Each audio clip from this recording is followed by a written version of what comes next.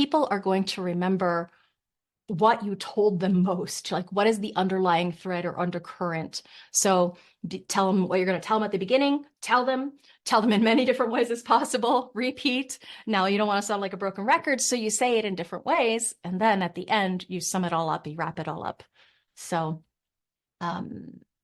Rihanna's saying, I relate more. I prefer to encourage HD coaching so that they can benefit from actually living their design rather than being amused by the surface level one and done reading. Yeah, the one and done, those can be very dense. I've experimented with doing it via recording because particularly for those who, and some people are like this, where my husband is an example, he doesn't like listening to his recordings of getting analyses because he finds he tends to talk too much, and he paid them to be able to listen to what they had to say, not himself already tell the same stories over and over again. So sometimes it's actually helpful to provide a recording to the client, and then afterwards you can have the coaching, discussing mentoring kind of thing.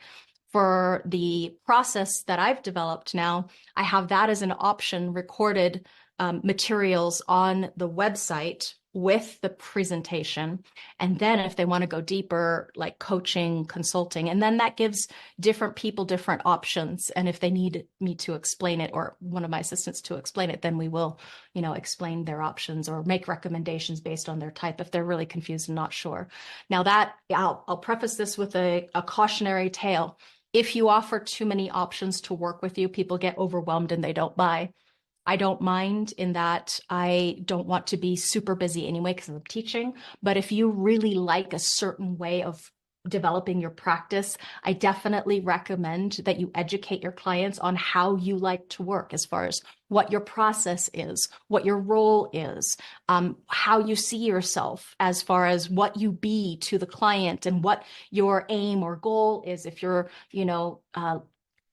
abstract, the experiential process. If you're logic, the pattern, or the painting a picture for the future. If you don't educate your clients on what it is that you do or how it is that you work, how are they ever going to come to you and purchase from you? You have to put yourself out there in some way, shape, or form, because it's not about just hanging up your shingle just because you have a certification. Nobody really cares in this day and age about certifications. They want to hear your frequency. Remember, first line era is dying. Okay, the first line era is pretty much done. People are still in fear. So people are still taking advantage of exacerbating the fear. Oh, you're going to miss out, or, oh, you need all this detail or whatever. But the shift, the undercurrent of the shift that's happening into the six is people want to hear from role models. They want to know that you're walking your talk. They want to know that you've been, remember, think about the third line process in the first 30 years. They want to know that you've gone through maybe the hell or the challenge that they want help through. So they want to look to you as a role model.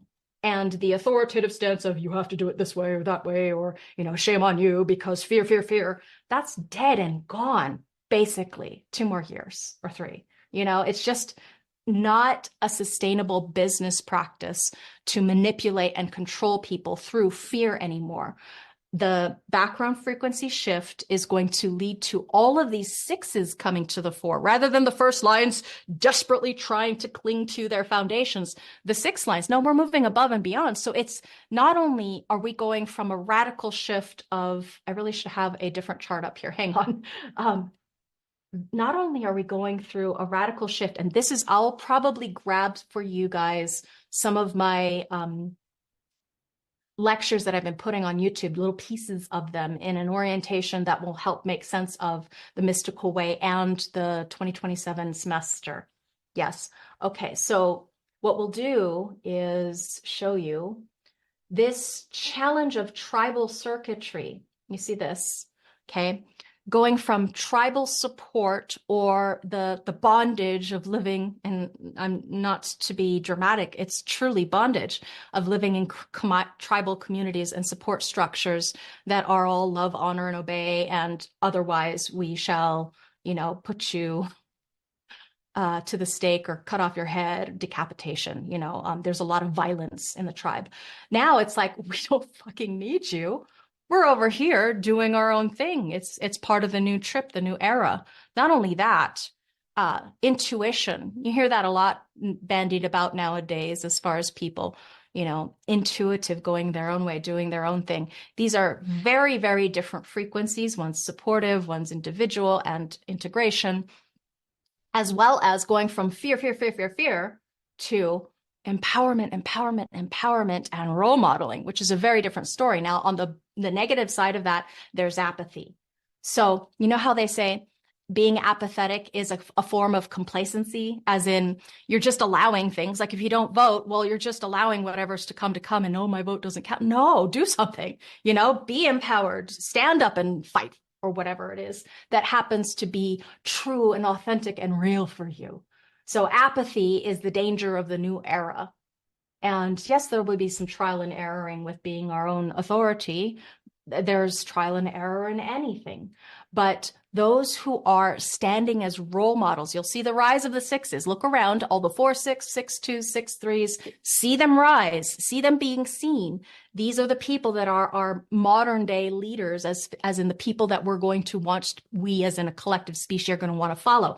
And my mind said, damn to hell with those first lines. Now, of course, it's not to negate on first lines. It's just, the era of fear is almost done because it's first color as well, fear motivation as a background frequency. So it's still very effective, but it doesn't feel empowering. It feels icky when you're being manipulated through fear, when they're threatening you in order to get you to obey and follow the rules and structure. No, it's no freedom now. Thank you very much. Remember, energy to throat is freedom of action. Anytime you see that, freedom of action. The new era will demand nothing less than everyone being their own authority and having freedom of action.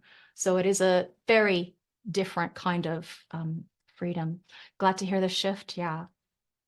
Okay, so I want someone, Nina says, to not need my guidance anymore. They can fish for themselves. Exactly. No more creation of dependencies. This is the thing that we who are forward thinking or ahead of the game. Fifth line, you're new with the nascent trajectory, any individuality, you are attuned to the newness, the mutation, the fact that you're here in human design, which is, kind of oddball-ish to the greater population of the world. They don't necessarily believe this stuff. They think it's a cult or, it's woo-woo or whatever. We know different. And it's still on the rise as far as this abundance and great disguise of doing this work, because it's not about the money, the exterior experiential process. It's what is the spirit of abundance from inside that arises from within.